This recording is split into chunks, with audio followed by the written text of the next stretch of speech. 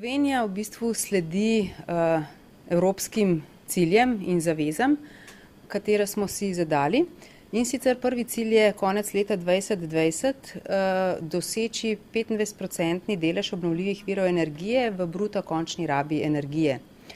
Cilj 25% do konca leta 2020 v obnovljivih virih energije bo Slovenija zelo težko dosegla iz več razlogov. Prvi je zelo pomemben nasprotovanje javnosti, ki v glavnem nasprotuje umeščanju v prostor tako vetrnih kot hidroelektrarn.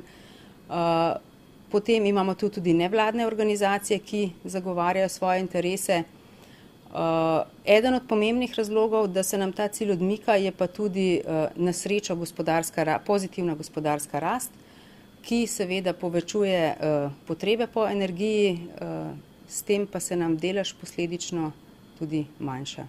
Vsak napredek, vsaka sprememba oziroma uvajanje novih tehnologij so seveda tudi priložnost za gospodarstvo, za gospodarske družbe in pa seveda tudi izziv za izobraževanje oziroma za mlade, ki morajo najti svojo pot v tej novi usmeritvi.